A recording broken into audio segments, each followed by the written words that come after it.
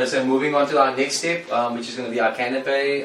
One of our components that we're going to be using is some awesome grapefruit. If you know anything about me, I love citrus fruit. It's one of my favorite things. I use it throughout the season, throughout the year. Whatever's in season, I will use. Using my awesome chef knife made by my sponsor, Keanons Kitchen knives. Looks and scarp, yeah? Extremely sharp, Kitchen knife. So a lot of people don't know how to peel citrus fruit. So the way you do it is you top and you end it. The fruit goes around, so you can't cut straight down. You have to go with the contours of the fruit. So you start from here and you just go round. You start it again at this point. Round. Round again. All the way until you go 360 degrees. Beautiful, sexy segments. Oh wow, look at that. And there you go. That's your grapefruit segmented, peeled perfectly. Absolutely no white. So you just go in between the layers. You go one, all the way, and then gently just again let the knife do the work for you, and you just perfectly just remove those segments. And then we just, again, we're going to need quite a few segments, so just gently just remove that. I love this knife, it just makes my life so much easier. Thank you, Frederick. Thank you, Keanons. I'm so blessed for my sponsors. Oh, that's so sharp. It took me quite a while to get used to these knives. Because the first time using them, it was an adjustment because I've been using a certain brand of knives for most of my years as a chef. So just segmenting these grapefruits and just watching this knife work is just such a privilege for me. Because, you know, less than a year ago I never had or dreamed or imagined of owning my own custom chef knife. So thank you, Keanons. Thank you, Frederick. It's very, very important when you peel, especially citrus fruit, that you top and end it. So you got the top of it, you got the end of it, and you go around. You go with the contour of the fruit. If a fruit goes around, it doesn't make sense to cut it straight. So go with the contour of the fruit and let that be your guide.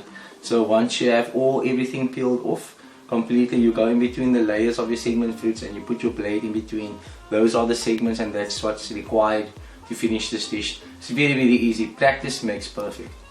Right, so moving on to our next step, we're going to do our canapé. We're going to need our crispy samosa skin. So samosa skin, simply just cut into beautiful little squares, and we're going to fry it in some sunflower oil. Just gently just pop them into the oil. Once they're golden brown, you can remove it.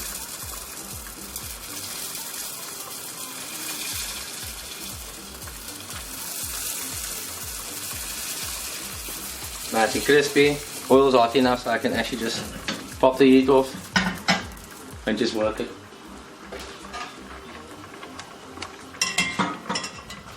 Beautiful, look at the color of those skins. Take the best ones. Done. Crispy samosa skin. Cool, so one of our things that's going with one of our elements that's going with our canapé is some fresh avocado. Usually I'll make a little avocado puree, but the avo is really ripe, it's really beautiful, so we're just going to stick to the beauty of the avo. Just make a little incision. Run your knife down it. Twist. Release. Beautiful avo.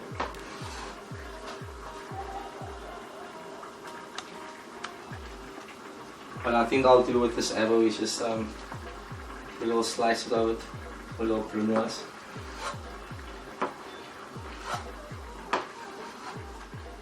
I'll just a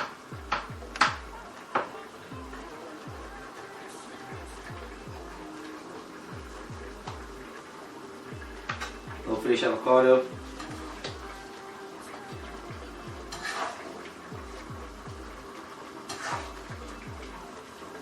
Avocado down, swipe the knife down, swipe the fork down. What this is going to need is some fresh acidity, so remember our lime or our zest that we used earlier. So we're just going to give this a little roll.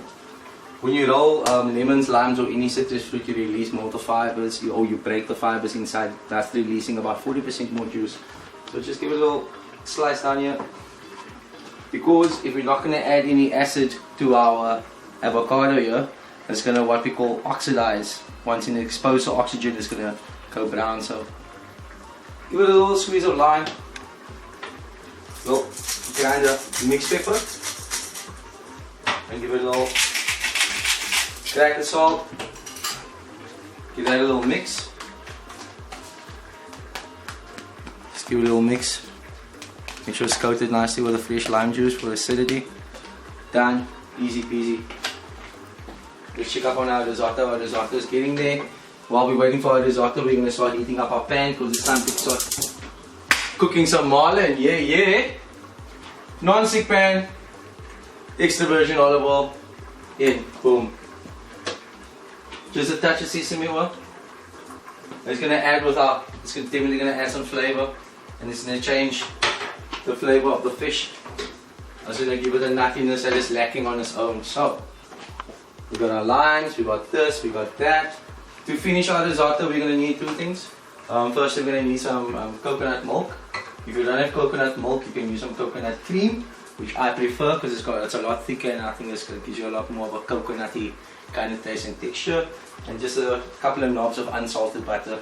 Remember, if you're going to add chicken stock, or if you're not going to make your chicken stock and you're using chicken stock cubes, it's very, very salty, or there's a high salt content. So while you're cooking, throughout your cooking process or your meal, make sure that you're tasting constantly. So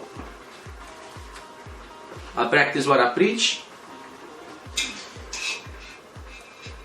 What I'm checking for is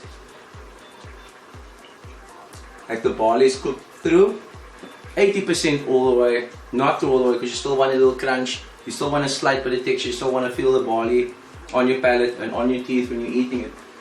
Not on your teeth, I mean on your palate, sorry. Because it's cooked. It's cooked, so I'm going to start finishing this off. A full tin of coconut cream in. Oh yeah, look at the color of this. Just look at the color. We're just going to cook it down until it gets nice and thick. Pan is nice and hot. When you see the oil moving around like that, it means your pan's hot enough. You don't want it to smoke.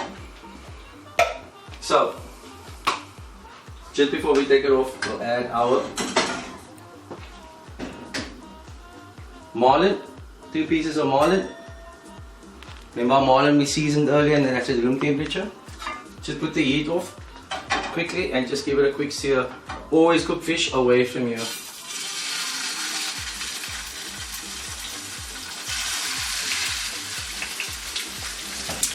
Heat back on. So ideally what you want with the marlin is all 4 sides of the marlin. We want a color and a good sear on each side. So once again, you let the pan do the heat for you. Tilt it, slight tilt, make sure everything's coated nicely. Watch what the fish is doing. Don't turn your pan until you see a sort of good color on the end. One of the secret ingredients or one of the key points of any cooking is when you're cooking protein is keep in mind no color means no flavor. So you've got to get some color on there. Let's see if we incorporate some color. So we're just going to give us a quick turn. Just look at this. Going to get a bit more of a sear on there.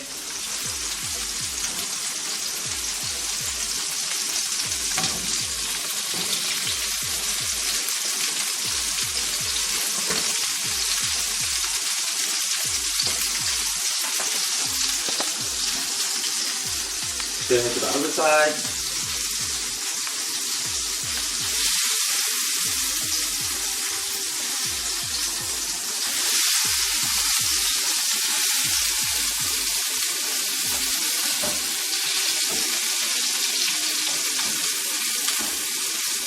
Make sure you just get a good sear on that marlin.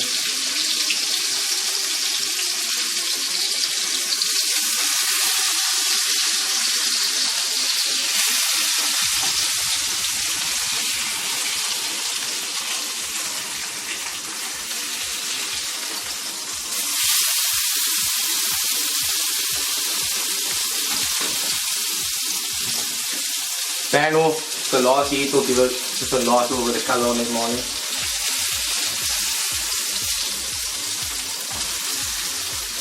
Beautiful. It's time to take the marlin out.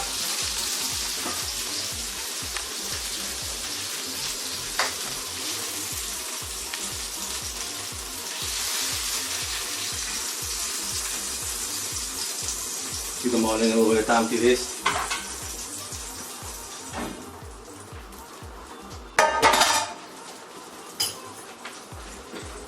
Time to finish off our risotto, our barley risotto. So one of our other elements that's going with our canapé is we're going to do some grapefruit segments. So we've got our grapefruit segments that we segmented earlier. All we have is just a little bit of sugar, and we're just going to coat it gently in the sugar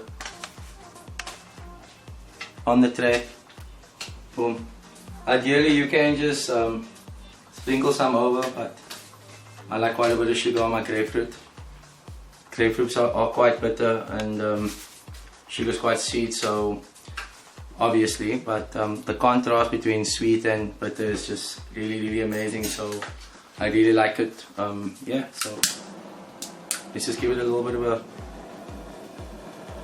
caramelization.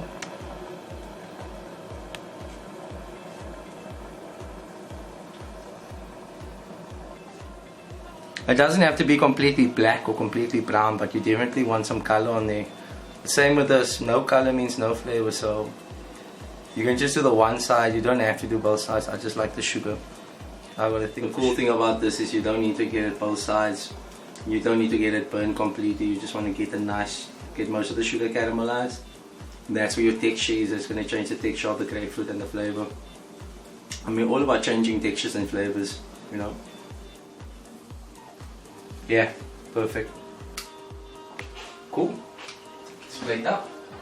So I'm just putting our canapé together, all our elements already, so it's time to plate up. There's the fun part of cooking. So we got our swordfish, which has been seared.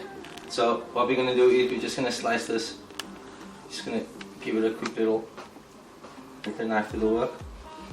You see on the inside, it's still beautifully medium rare. Just give the fish a little rest. Don't cut it immediately, because when it's still hot, it's not going to be very easy to cut. So just do little pieces. That's more than enough. I'm going to start putting this bad boy together. Okay, cool. Time to start plating out our canapé. So we're going to start with our base, which is our crispy samosa skins. This is such an easy, simple canapé, you know. Just lay that down, and then we're going to start layering. Right. Next thing to go on top is our fish.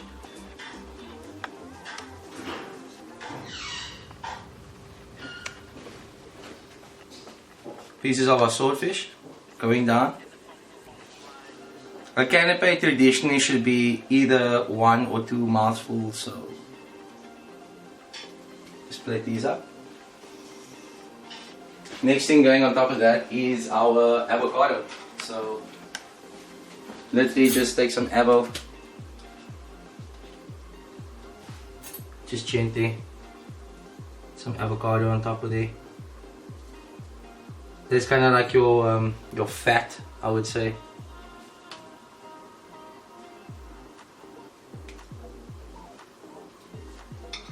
Keep that nice and clean. Right, avocado on. Next step, a little bit of our grapefruit. Just gonna slice our grapefruit quickly, tad bit too big. You just need a piece of grapefruit. You don't need too much, just a little piece, just a smidge, as I would say. Just a little piece of that grapefruit.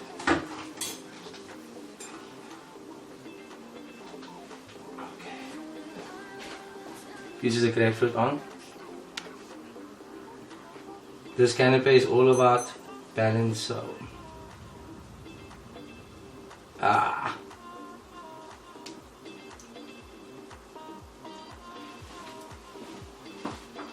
and then just to finish it, got a little bit of garnishes. simplicity. Doing some onion sprouts, so just a little finish of onion sprouts.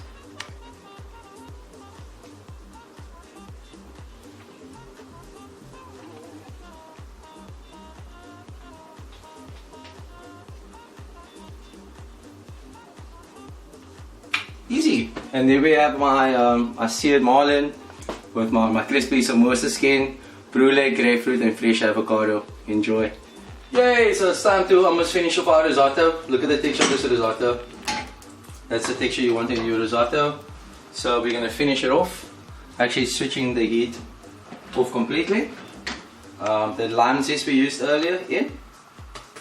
That adds like a really nice freshness to the risotto. And we just, for acidity, we're just going to give it a squeeze of lime juice. Stir that in. Few knobs of butter. Traditionally, risotto is finished with a few knobs of butter, parmesan or mascarpone cheese. It's a good finish. So yeah, that's done.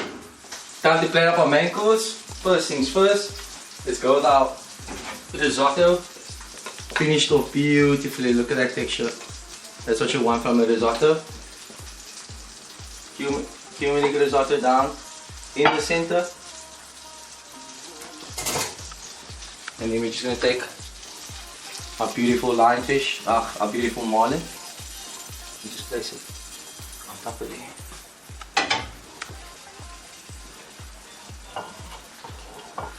Just to give it some garnish, give it a little bit of color. We've got some beetroot sprouts.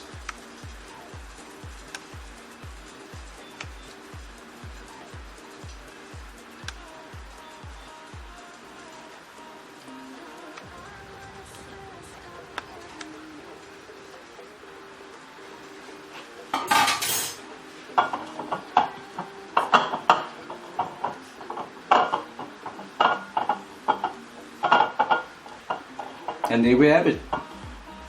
My turmeric, coconut and barley risotto with my seared marlin and finished off with some fresh lime and some lime zest. Easy peasy, lemon squeezy. Enjoy your cooking, and I hope you enjoyed this segment with me. Looking forward to our next cooking segment. We'll be uploading in cooking segments every week, weekly from now on. Remember, follow us on Facebook, Instagram and our new YouTube channel called Cooking with Chef Keanon. Thank you so much. Cheers.